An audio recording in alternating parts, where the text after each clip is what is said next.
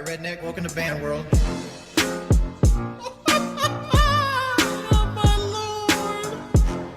Big up Liquid Richard. Permaban has been seriously. If you continue to say Richard, whether you're a sub or not, I'm just going to get ready for you for 24 hours. I'm banning anybody trying to give me advice. All right, ban everybody. Hello, everybody. My wife has given me this dreck that she's had for the last couple days. So, like, I don't know if I'll have a voice tomorrow. Because, like, I guarantee you when I wake up, I'm going to feel like my beard went gray a long time ago. Like, I need to shave. So, it's like burlier than normal. But, like, I've just not been taking care of myself the last week or so. Do I get off on banning people? No. But to come in here and pretend that I like underage girls, that's not going to fly. Like, striking is probably my weakest suit. Like, I would beat Boogie. I would murder Boogie in an MMA fight. I would straight up, it wouldn't even be close. Don't be proud. I mean, like, I ain't going to say this, but I can beat most 400-pound men's asses. Like, there might be, like, 5 400-pound men. Let's say 10, because like I'm thinking like those super strong men that could be like 400 pounds, like linemen and like in football. I'm talking about 400-pound fat men, right? Not like dudes that are like football offensive linemen. I would beat most of their asses. It's not that I've only fought one time and I have an ego. It's more to do, like, I know what I can do, and I've seen what other people my size can do, and like being as agile as I am at my size is a rarity. It's not something a lot of people have. Still, you only fought one time. Okay, I don't like fighting. Believe this or not, I don't like hitting people. That's the reason I ain't boxing right now. But I know what I can do. How many other... Well, first off, K24. This is number one. First off, me and Boogie hold the world record for the heaviest heavyweight fight of all time. Right? We are the heaviest sanctioned boxing match of all time.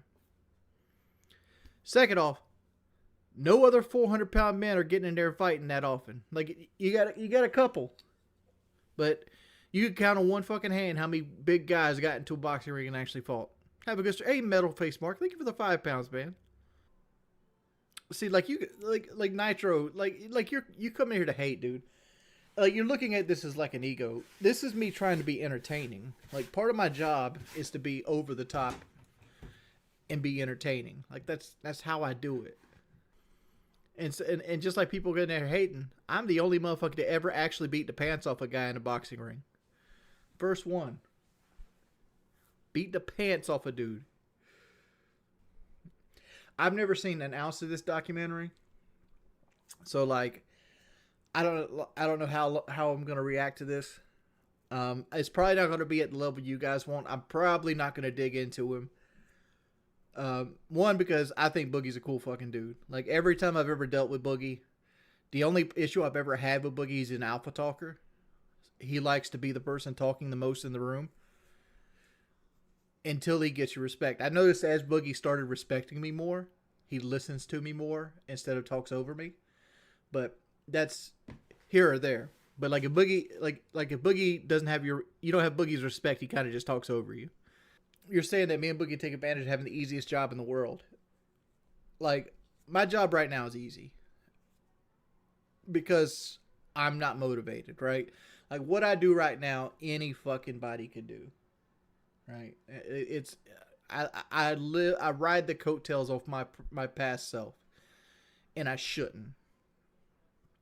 But I'm not in the right headspace. I'm not in the same headspace as the Wings of Redemption that made 3 videos a day, that was hungry, that wanted to make money. And part of that is because I made some money. I seen what it took to keep making that money, and that's not who I want to be as a person, right? Like it sucks. Like I remember there was one point in my life I was making 3 videos a day, and I was also running a restaurant. It felt like every time I opened my eyes, I was either playing Call of Duty in the editor or talking to an accountant or going over the books, right? Like, it was so exhausting.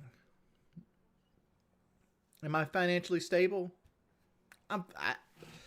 I'm not what you call financially. Well, I would say yeah.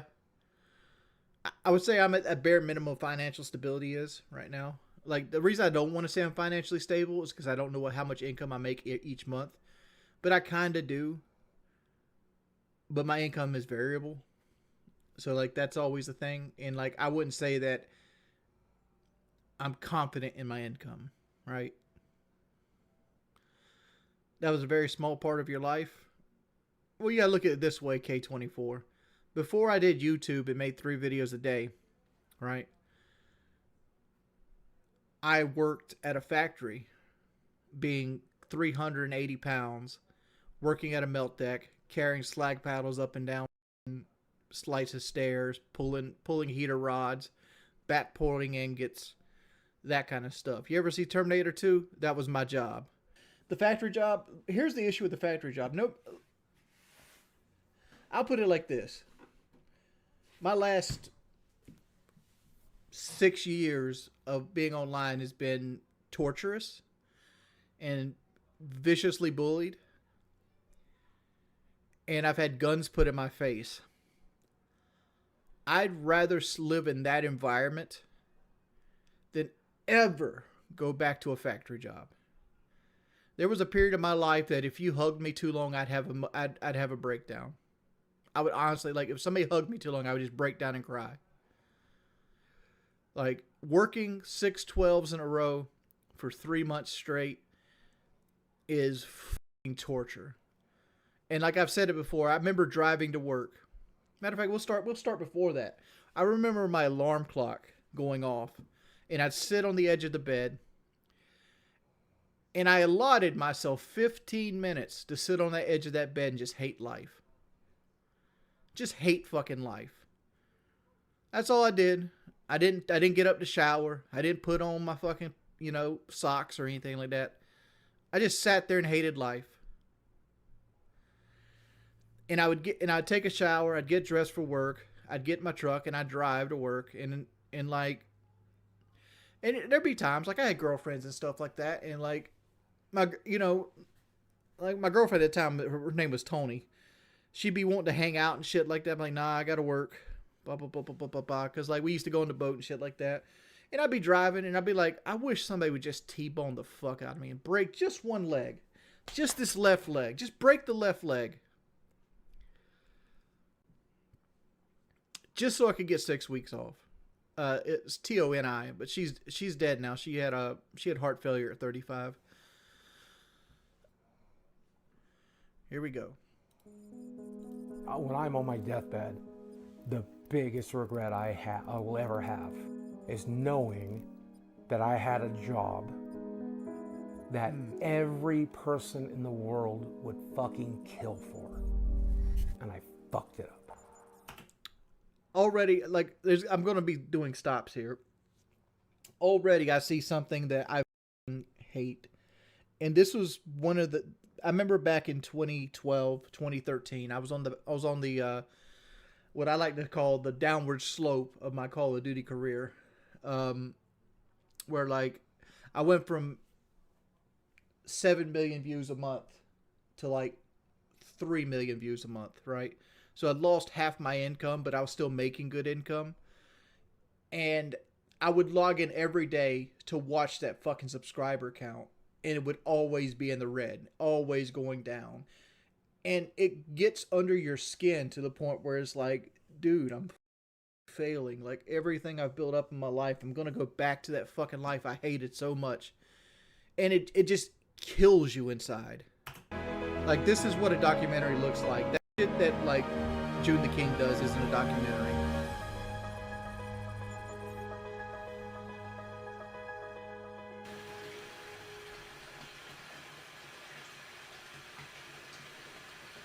He's about to do what I did at Kyle's house. Do a video from the tub.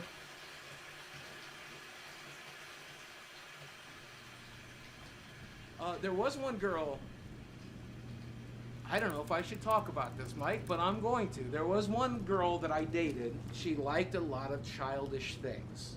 She liked rubber ducks. That's why I have some of these rubber ducks. And one of my favorite memories with her is us sitting in this tub, her playing with rubber ducks as I washed her, and then when we got out, I took her to bed. One of the best nights of my life, Mike. Happened right here.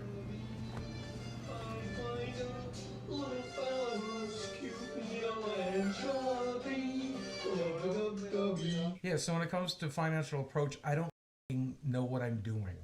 Money comes in, money goes out. For the longest time, my ex-wife handled that shit, but then I got divorced. I don't know where my money is. I don't know what it's doing. The only thing I've ever done with it is I threw it into crypto and then lost a shitload of it.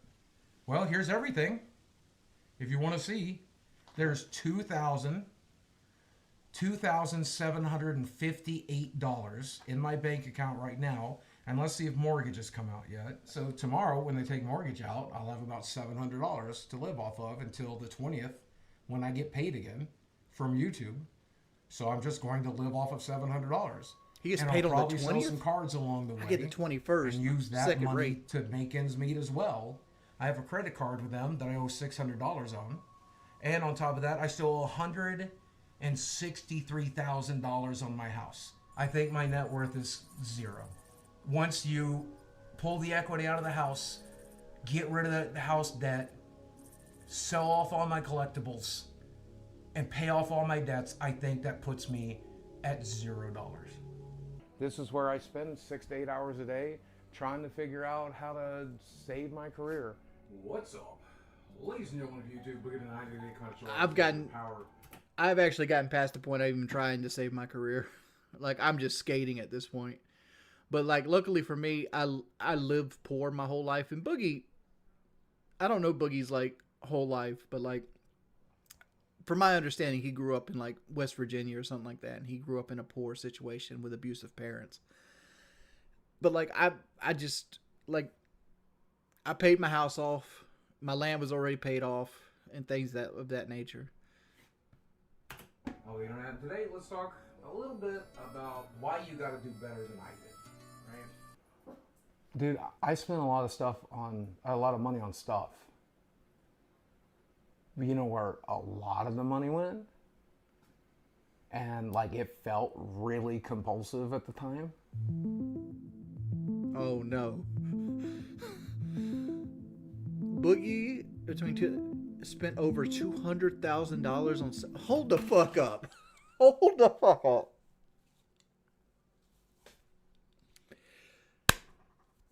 I used to be on a podcast called Painkiller Already. It's still going on to this day. And on that podcast, Boogie was a guest. And during the episode, I remember vividly, I got shit on because I bought my mother a car and I paid for her cell phone. Because I love my mother, right? So, like, between the two of those about $30,000, right? Boogie has spent more on pussy than I've spent probably my entire YouTube career. I am a former sex worker escort and Boogie2988. No. Can we go back?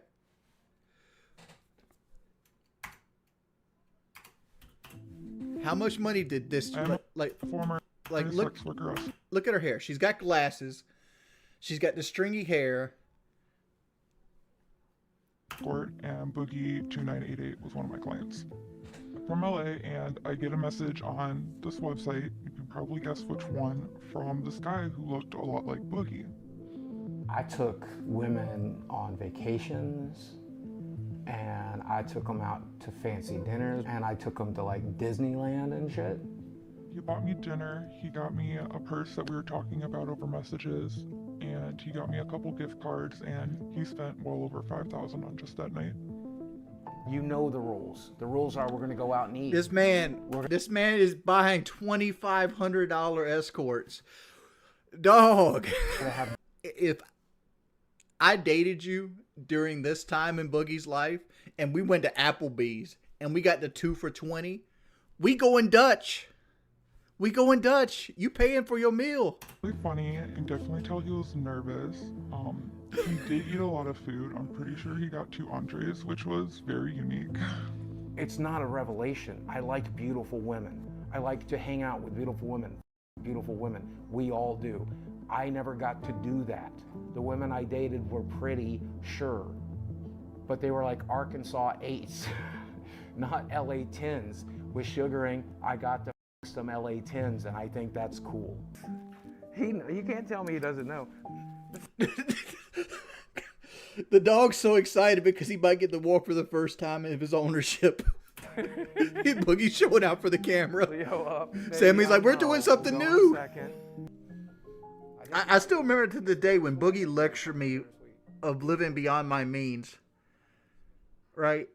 He lectured me for living beyond my means. And here I am with my house paid for. Arcade machines locally. I'll sell it all. Why not use your only life to make the lives around you better? Fuck you. It's none of your fucking business. It's my body. It's my choice. Eat shit. And over time, in the content, we see this shift where he starts to become more interested in I money. hate this dude. Content. I just like talking. Dr. Todd Grande is freaking terrible at his job. 100% terrible. I've watched so many of his videos on so many subjects, and he keeps... I could do Dr. Todd Grande's assessments on anything. He is so bad. Talking to a camera. He's a psychiatrist. Doing cool stuff. I just want ad revenue. I just want YouTube to pay me a fair amount. That's all I've ever wanted, right? And his concerns about money. If I could teach you anything, it's to hold on to the money you get. Oh, are you trying to manipulate people into giving you money? The answer is yes. Give me some money. And more interested in complaining. I couldn't be more grateful. I couldn't be more grateful that people want to come. Thank you. Not everything is bad. I've got at least one good thing going on. Can I show you? Sure.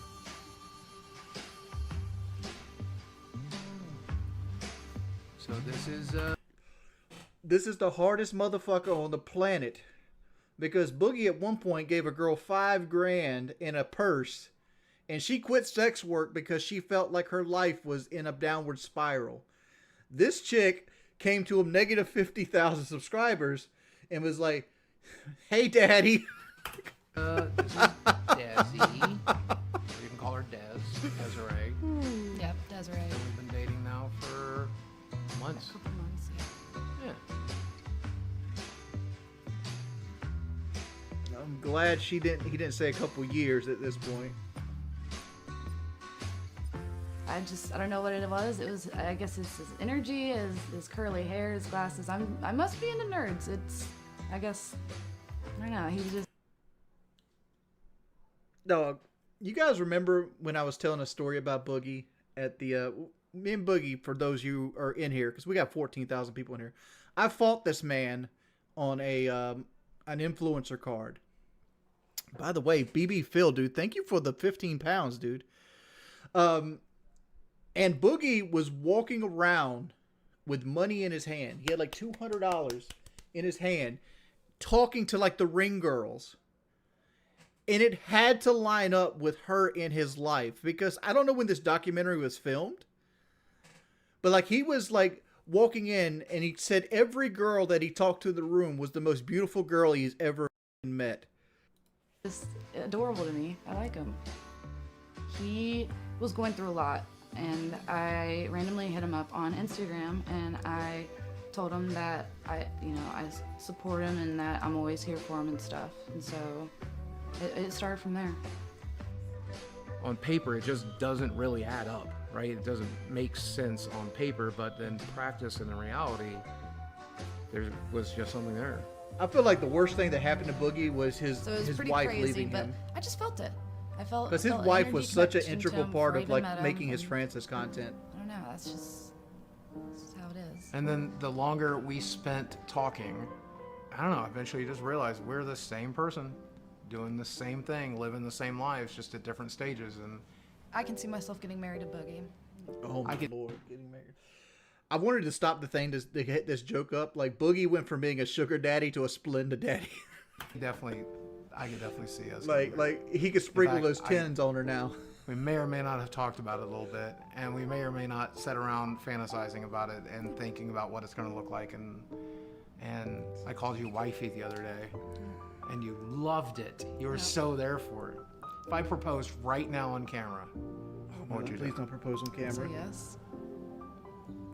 That's a good sign. Yeah, good sign. He can't buy the ring, girl. Yeah, sometimes I pick weeds out here, so, cause like. Oh no!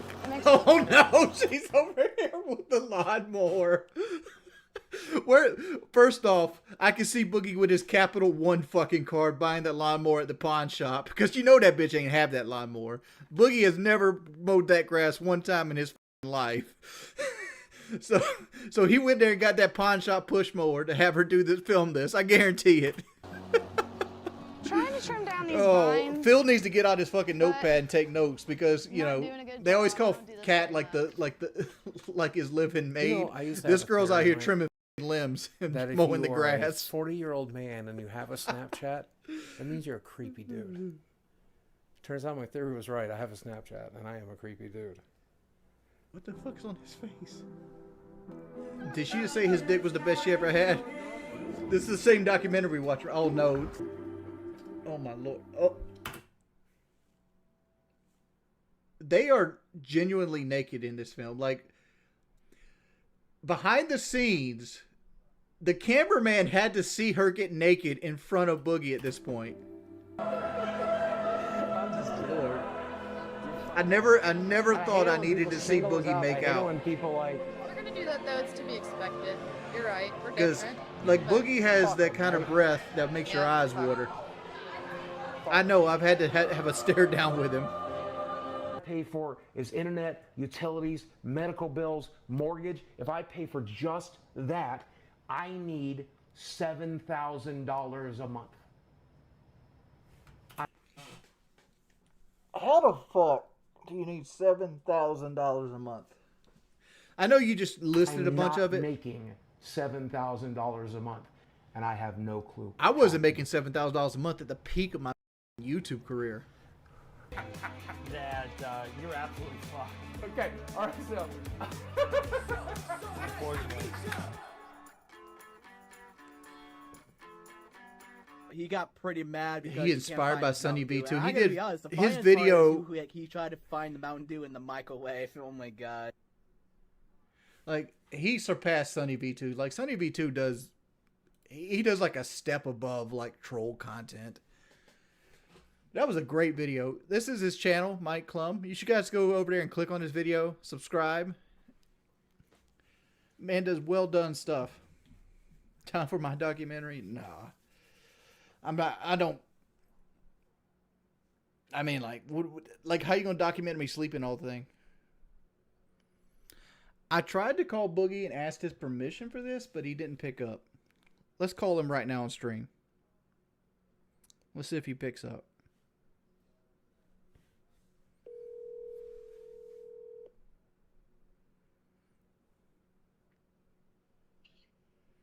Hey, Jordy. Hey, Boogie. How are you? I'm doing well. We're actually on stream right now to let you know your level of communication. We just watched your documentary on stream, which cool. I tried to call you the other day and asked your permission for, but you didn't pick up. Oh no, man, that's what it's out there for. I'm glad you watched it.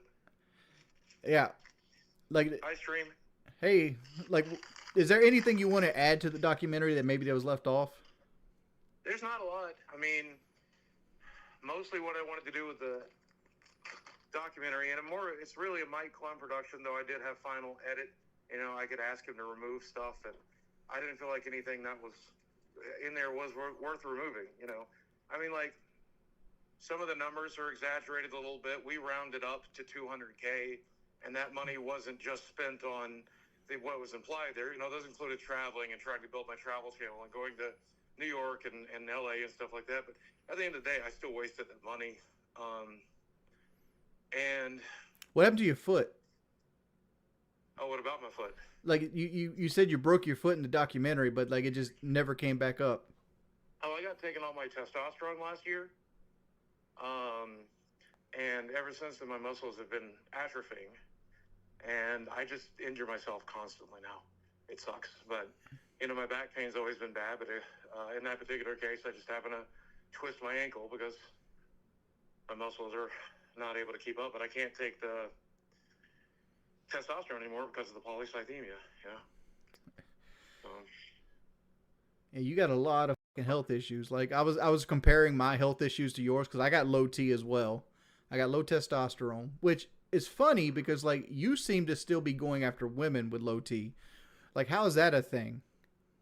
I think a lot of it's I'm hypersexualized due to abuse growing up, and so sex has always been like a huge focus of mine. Like, you know, and it's also it's pretty easy when you know my girlfriend's a beautiful young lady. You know, it's very attracted to her, so that seems to be a big mitigating factor. I think if I was alone, I wouldn't really care about it much anymore, but because I'm dating somebody that I'm so attracted to, and she's very open-minded, and because I'm kind of hypersexualized due to abuse.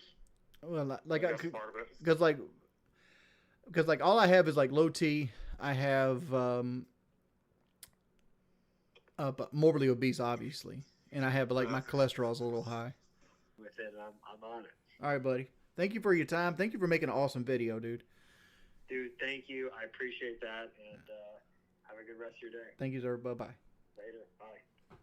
That was the creator of the documentary, Mike. You guys should go and give his channel some love. Thanks everybody for coming out to the stream. Again, thanks everybody for hanging out. Thank you, Mike, for the 50 again. Thank you, Chris, for the 10. Thank you, H-Town, dropping a 5, and Meow dropping a 5 on us. Thanks everybody for coming out. I'll see you guys tomorrow.